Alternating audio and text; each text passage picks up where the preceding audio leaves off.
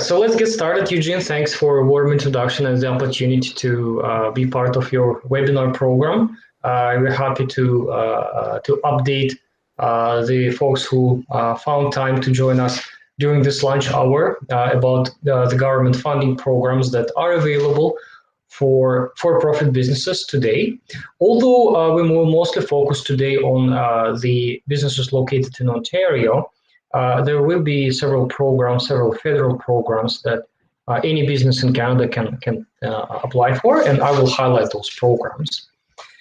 Quickly about our agenda today, we'll start with a bit of an introduction about fair grant writing in our journey. Then we'll look at the different types of government funding programs, because it's necessary to understand what exactly you are signing up for, and it may not necessarily be a grant.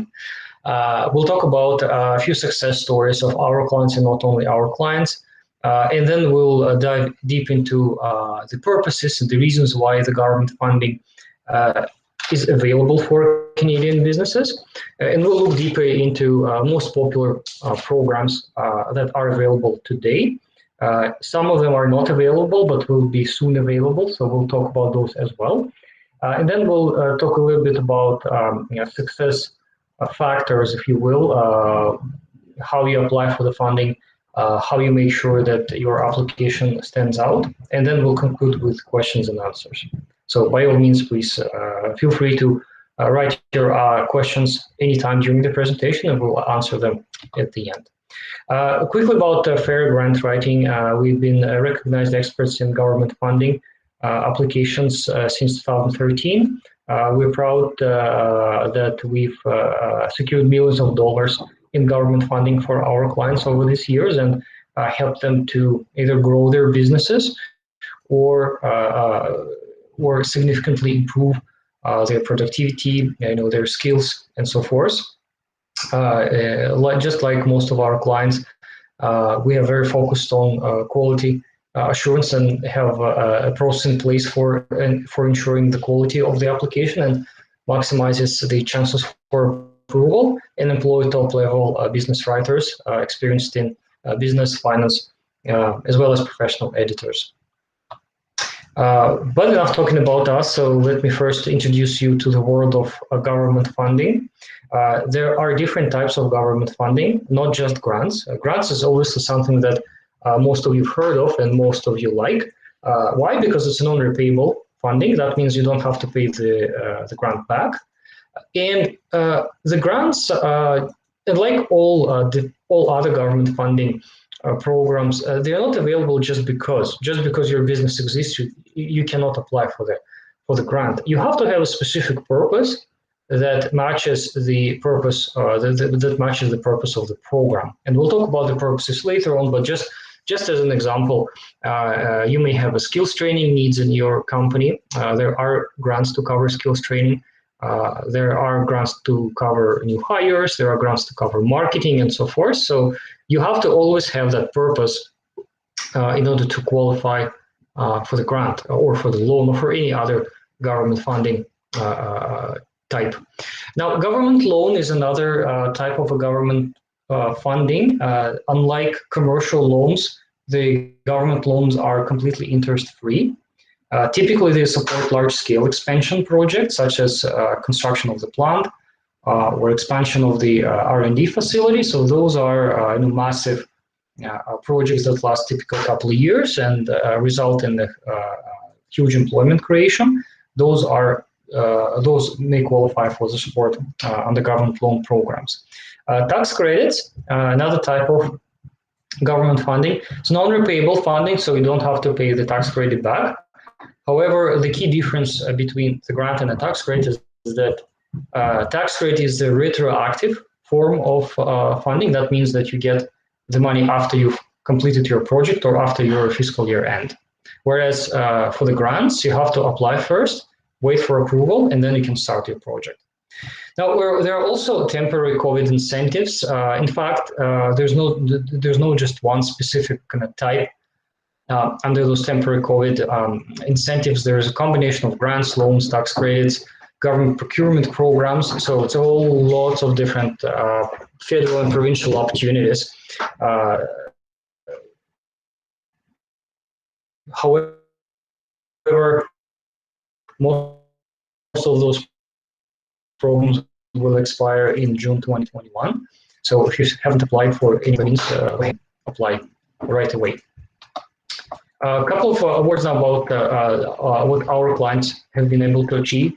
For example, we secured $3 million interest-free loan for an aerospace manufacturer located in Vaughan, Ontario, and over $300,000 in non-repayable grants for a metal fabrication plant in Kitchener to support its expansion. However, this is not the limit. I love this success story because, first of all, it's a relatively recent one, and secondly, because it's the company that managed to combine several different grants, loans, tax credits, as well as commercial loans from the Canadian corporations to get to 100 million. Right? This is a fantastic success story. Unfortunately, not our client, but I have to admit. But I wanted to show you that there's pretty much no limit to the amount of how much you can get from the government.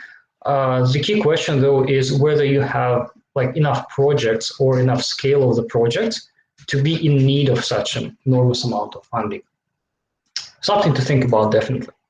Now, in terms of the purposes, these are the top purposes the government is, investing money into, and it's actually, it may sound a little bit strange because we have all those budget deficits, federal budget deficit, Ontario budget deficit, Quebec deficit, and so forth, and those deficits were in place a long time before COVID, and of course now the budget deficit situation is much worse. So the question is, why on earth would the government provide grants or even interest-free loans at its own expenses to the for-profit businesses? Like, at first, it sounds illogical, but if you think about it, the government considers this grants and loans as the investment into improvement of the taxpayers, right? Because the companies are taxpayers. Eventually, in the end, the government wants to increase employment and collect more taxes from employees of the companies and from the corporate and other taxes like HST. So for the government, these programs are incentives to, again, improve and grow the businesses in the community. And typically, the government funds the following projects. First of all, productivity improvement, including equipment purchasing and upgrade of equipment. Typically, it's for manufacturing. However, sometimes certain tech companies can also apply for certain equipment funds, like if it's a biotech, for example.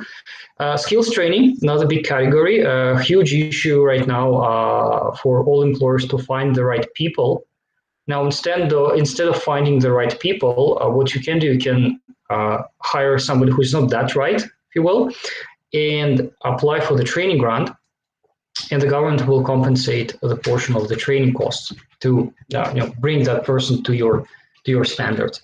Hiring, one of the most popular and straightforward purposes of the funding. If you hire somebody, especially under the age of 30, there's a good chance there's a hiring that person.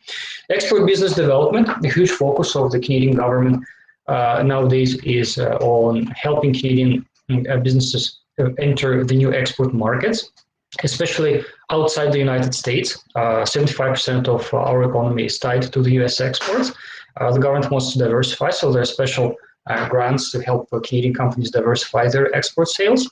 Software implementation and training, another important category. Research and development, probably the largest purpose by the dollars allocated to this category. And last but not least, business expansion, such as construction or expansion of the plant or research and development facility. Now, keep in mind that the government does not provide operational funding. So your labor, materials, subcontractors, so you somehow have to find the money from other sources, commercial sources, to support it. The government only invests money into something that is out of your normal course of operations. Now let's dive a little bit deep into each or most of those purposes, and I'll show you a few programs under each purpose. Canada Job Grant is the number one and most popular skills training grant. First of all, it works coast to coast. The name of the program may be different from province to province, but the concept is the same. If you are a for-profit company of any size, even if you have one employee, not the owner though, there are some limitations about using the training grants for training owners. But if you even have one employee who's not the owner, you can qualify. Any industry, any age of the company, startup or existing company, doesn't really matter. If you have third-party training needs, the government can provide between 50% to 83% of the training expenses, up to a maximum of $10,000, or $15,000 if you hire an unemployed individual and they create a job. There's a couple of nuances, mostly regional nuances about the program that I won't overload you with the information, but what's important, especially those who are listening to us from Ontario, is that a few years ago the program was changed, and unfortunately software training provided by the vendor is not eligible. That means if you are, say, buying an ERP system and then you get the training from the same ERP company, unfortunately this does not qualify. However, if you buy that ERP system from a vendor and then get the training from somebody else, that scenario will qualify. So that's something to remember specifically when it comes to software grants, software and software training, because those type of grants were very popular. Yves Landry Foundation AIME program is another popular program for skills training. It's only for manufacturers though, that are located in Southern Ontario and small to medium size. Unlike the previous program, this program not only compensates you a portion of the third-party trainers' fees, but it also pays a portion of the salaries and wages of your employees while on training. As a matter of fact, it provides between 25 and 50% of the training project cost, up to a maximum of $100,000. Right now, it's important to remember that the program is out of funding. However, the program keeps accepting preliminary applications or expressions of interest, if you will. The reason they do it is that because they will get funding eventually. We hope they will be funded next fiscal year. That starts after April. And when that happens, they would notify everyone, first of all, who submitted preliminary applications.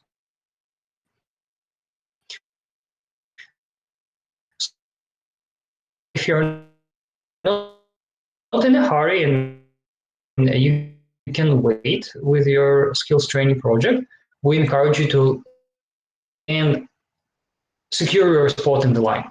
When the program gets back again, they will give you a call, they will send an opportunity. Now let's talk about software implementations. By the way, not just software, it could be also hardware.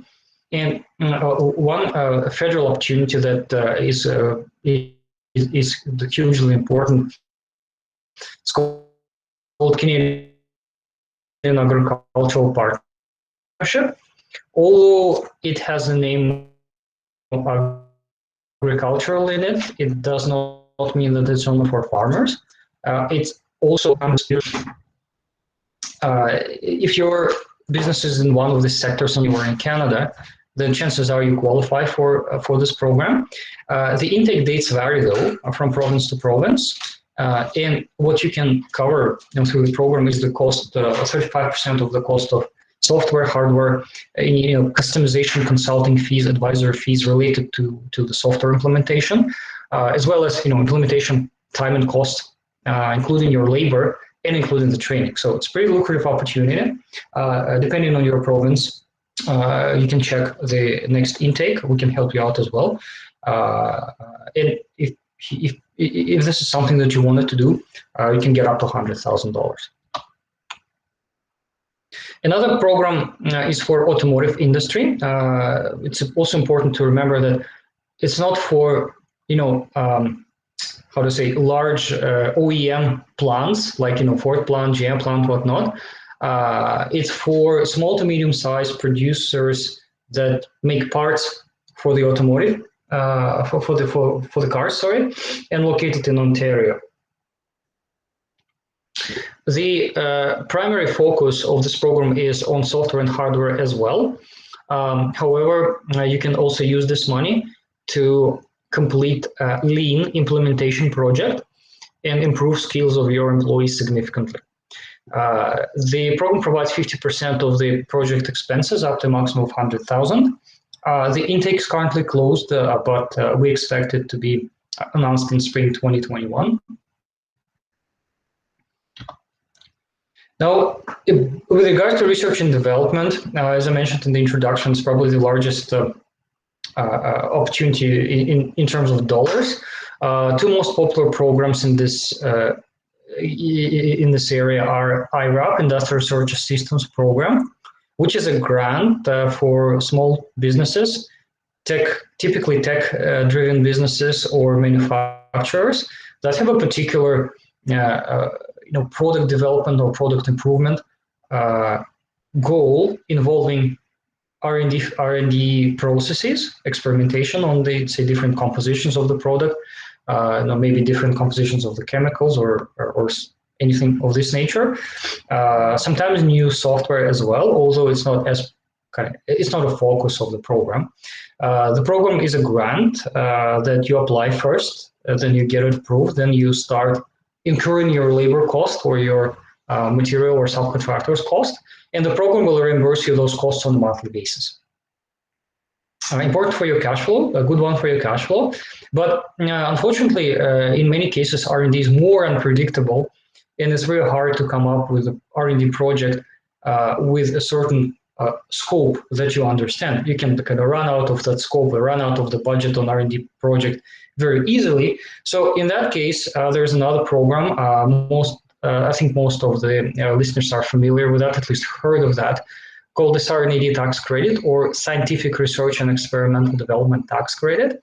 The eligibility criteria is pretty simple.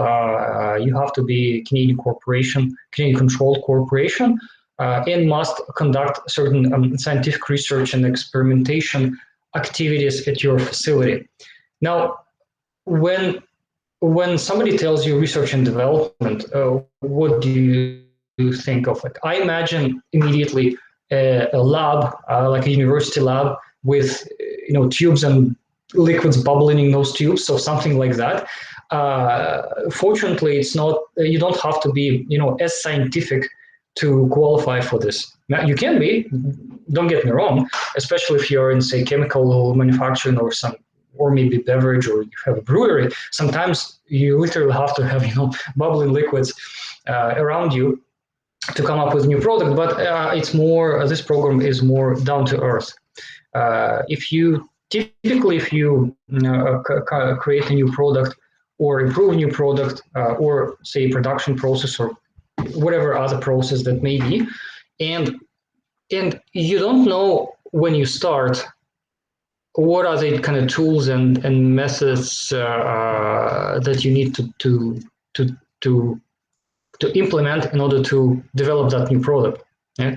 So in other words, you have to always experiment, and the result of your experiment is not known when you started the experiment. So that means most of the software development, app development is also eligible, because, well, if we have tech companies on the call on here, then better than me that in many cases you just bump into the roadblocks, and you have to creatively find some workarounds to make your app work.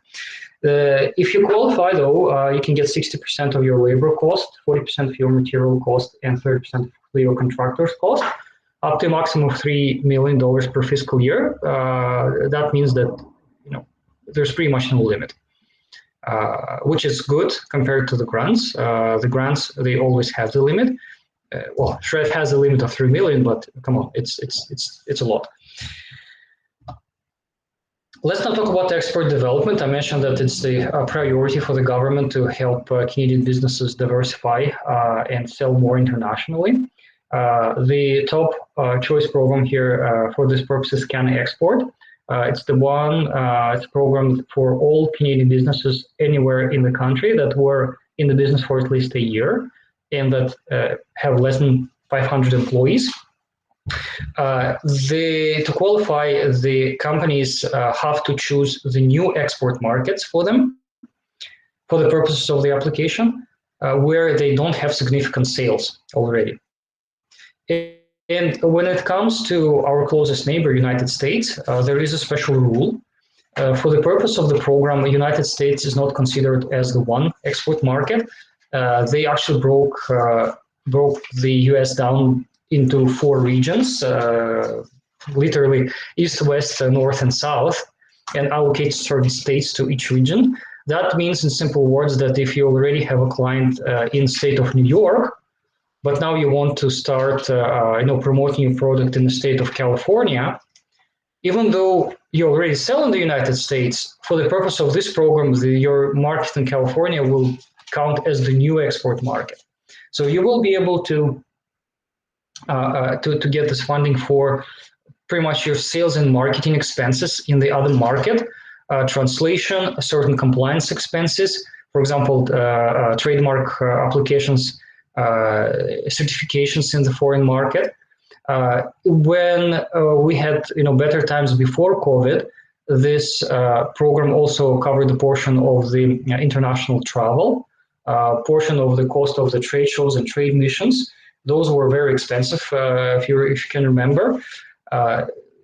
For now, the program does not cover those activities because of travel restrictions and because, quite frankly, most of them are canceled. However, the program pays for the expenses who are exhibiting or participating in the online or virtual trade shows or virtual conferences. Any opportunity with any event, online or offline, where you can promote your company, promote your business to the international audience is eligible.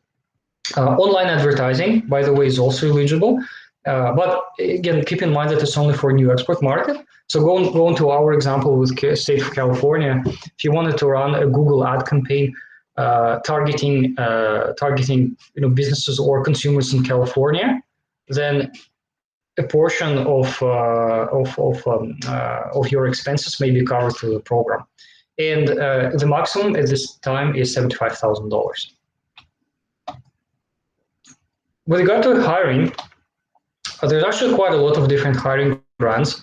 It could be grant, it could be tax credits. But anyways, the one commonality between all of them is that you have to look for the person under 30 years old.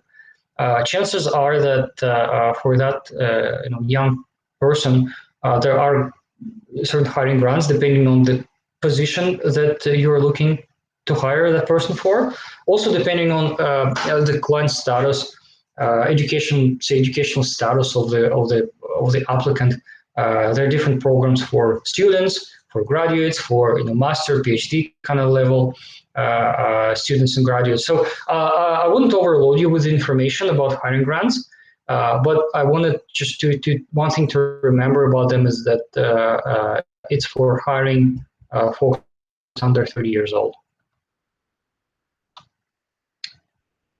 Business expansion, another purpose of the funding, my favorite, because it's I'm so excited when we write applications for those complex projects, interesting projects, and also they result in huge impact to the economy and to the local community. Those large-scale expansion grants and loans are provided either by provincial governments. For example, Ontario government has three different programs for each region outside GTA.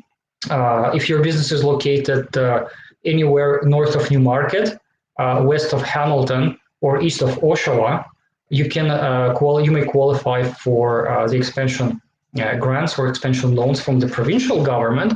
But on top of that, you may also qualify for the federal interest-free loans provided by the federal government and their specific agencies and corporations that they assign. So if that's the case, then you can double dip, and it's not actually double dipping; it's totally fine. You can get up to 15% of your expansion budget from the Ontario government, plus 35% in the form of interest-free loan from the federal government. So in total, you can have up to 50% of your project expenses covered in a combination of grants and loans from different levels of government. Other provinces have a much simpler structure than Ontario. They have a regional development corporation, a regional federal development corporation, I should correct myself. And depending on where you are, you may be eligible for the expansion loan provided by your federal development corporation. The intake dates and program names sometimes vary from the agency to agency, but by all means, let us know if you are planning expansion, and we'll be happy to recommend you the best program suitable for your specific expansion goals and specific location. Because even if, for example, if you are a company based in the Greater Toronto area, technically speaking, you cannot take advantage of these grants and loans if you are expanding your facility in Toronto or suburbs of Toronto. But what if you expand in Niagara region, for example, or Bradford or Barrie? Right? All those regions will qualify. Quickly about temporary COVID-19 relief subsidies. Most of you probably are familiar with those, but just to remind you what's available. Canada Emergency Wage Subsidy provides 75% of the labor cost up to a certain maximum of $847 per week per employee. If you have eligible drop in sales this year compared to last year at certain periods. Similarly, if you have a drop in sales, you may qualify for a rent subsidy. Of course, if you rent a facility or a place, you can get up to 90% of your rent expenses covered through the rent subsidy. Ontario Small Business Support Grant that is provided to those businesses that were hit the most. And I noticed that the slides is coming soon. It's already available. So Ontario government provides those grants, typically to the hardest hit businesses like restaurant, retail, service businesses like haircut, nail salons, whatnot. So you can apply for that one and get it. Canada Emergency Business Account is interest-free loan of up to $60,000 provided by most of Canadian banks and credit union. Although it's a federal money, the banks are partnering with the government to channel this money. $60,000 is good, but it may not be enough for your business. And if you keep struggling, if your sales are still down, if you applied for every single program on this list, but it still doesn't help you much, there's a last resort for you. Regional Relief and Recovery Fund. It's an interest-free loan of up to $1 million, and is provided by the federal development corporations across the country. Quickly about the application process and how it looks like. First of all, you have to clearly understand, have a project that you want to fund, for example, skills training, or your marketing in the export market. Then you research the government program and select the appropriate government program, whether it's a grant or a loan or a tax credit. You typically need to get the quotes from your vendors, be it a training vendor or software vendor, or your marketing company, digital marketing company. You have to use the quotes or proposals in order to forecast how much money you'll need and for the application. Then you gather information, all the documentation, write the application, and submit it. And after the submission, you also are positive and hope for the best result for the approval. Once the approval comes in, your job is to keep on promise, execute your project at best of your abilities, and keep the government abreast of your project development. You have to write claims and reports throughout your project to make sure that the government knows what you're doing. And also, in many cases, you only get money after you submit the claims. You rarely get money just right away after approval. It's very rare. Happens, but very rare. In terms of assessment process, it was a good question of what the government is looking for. Right? What are those kind of triggers that help the government to select your grant application or loan or tax credit application versus others? First of all, every program has different criteria, but in general, the government is looking for the growth. Like when they invest taxpayers' money in your company, they want to see your growth, and they also want to see some track record of your previous growth. They want to make sure that you have the expertise and capabilities to do the project that you promised, and that you are also committed financially to the project. As you have seen, there's no grant or no government funding program that provides 100% of the budget. Only non-profit grants provide percent of the budget. But when it comes to all for-profit grants and tax credits, you always get a portion of your budget. You never get 100%. So you also have to be financially capable of performing your project.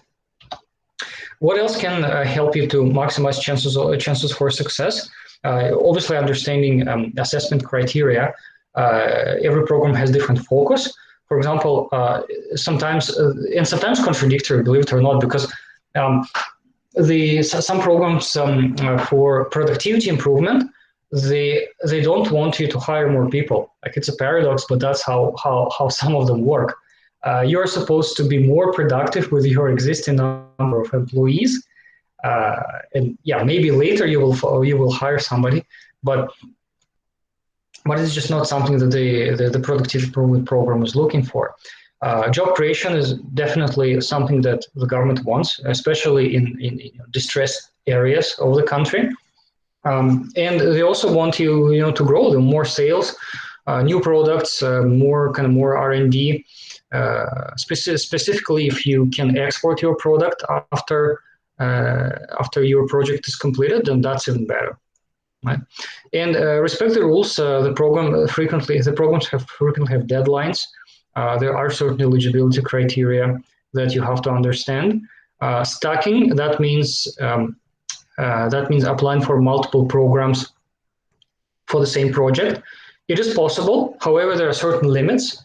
You cannot go over 50% funded of the project cost funded by several programs, or sometimes 75. So those rules also are in place, and they are important, because you don't want to pay the money back to the government. Don't start the project before you get approval. This is the golden rule for government grants and loans. It does not apply for tax credits, but just keep in mind, if you apply for a grant or loan, better not to start your project and not to pay the money to any vendor. And make sure that you report timely, because again, the government wants to know where you are and what you do. As a final note, I want to tell you about our book. This book is not the list of grants and loans and tax credits, because those lists always change. Literally every year we have a new name or new programs coming up, or the old programs coming down. This book is about your funding strategy, how you identify your funding needs, how you determine the right projects to fund, and also contains the tips from funders and writers on increasing chances for success of your application, and also the examples of the best answers to the questions in the application forms. Those who are interested may order the book at our website, fgwinc.ca/getfunded, or it's also available on Amazon and all popular bookstores, Google and Apple bookstores as well. And it is now time for questions and answers. Just one last thing before we dive into the questions. On our website, we have a free eligibility check form. If you are interested to at least know what government programs are available for your business, please go ahead and submit your eligibility check form.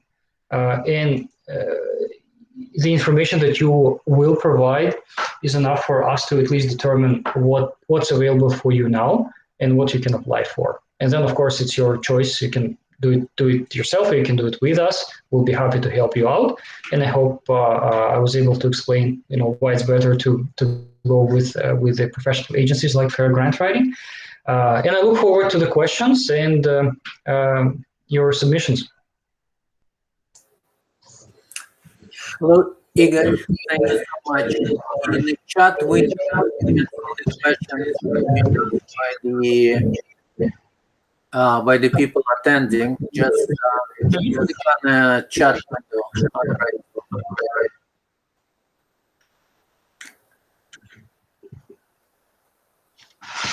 You see the questions there?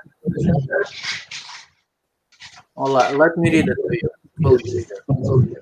Is there a grant which can help cover legal expenses and for trademark? Yes, however, only those legal and trademark expenses in the export market. If you apply for the trademark in Canada, unfortunately, there's no grant for that. Okay. Next one, grants for purchasing equipment and cost of leasing space. Would you comment on that?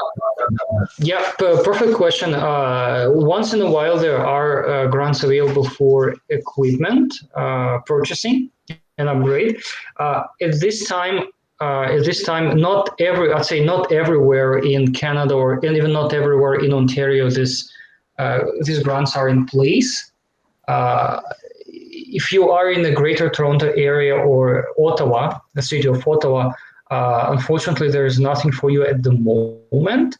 However, if you're outside those regions, there are certain programs that can help you out with purchasing equipment. Not the leasing space though, because leasing is considered your operational expense, and the government does not provide funding for operational expenses. But equipment, sure. Depending on your location, there may be an opportunity. Got it. Now, for new startups, is there any kind of grant opportunity to basically get the money for printing the business cards, advertising material, and all of that? Right.